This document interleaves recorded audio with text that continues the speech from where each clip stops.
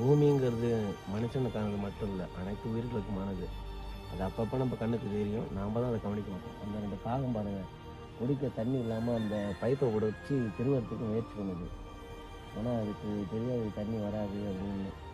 அந்த பைப்பில் தண்ணி வரலாட்டு, அதனால் அது திரும்பி எவ்வளோ கஷ்டப்படுது பாருங்க. ஏன்னா ஏரி குளம் கோட்டம் எல்லாத்தையும் நம்ம காலி பண்ணிட்டோமே, எல்லாத்தையும் தூத்து பள்ளிக்கூடம் கட்டுறது, அரசு பில்டிங் கட்டுறது, அப்புறம் ஆக்கிரமிப்பு இப்படின்னு போயிட்டு இருந்தீங்கன்னா என்ன பண்ணணும்? அந்த உயிரினம் வாயை திறந்தா கேட்கும் தண்ணின்னு பார்க்கும்போது கண்ணு ரத்தம் தான் வருது.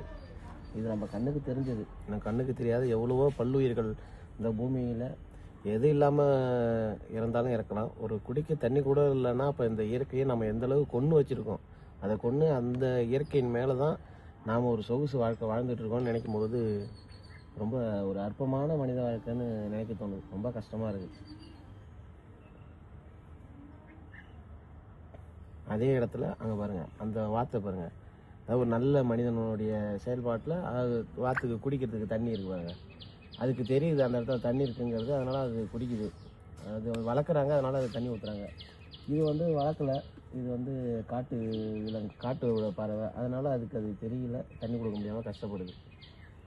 இதனுடைய இதில் தான் நாமளும் வாழ்ந்துக்கிட்டு இருக்கோம். எவ்வளோ கொடூரமானவங்க நம்மலாம் பார்த்தீங்களா? வேதனையாக இருக்குது.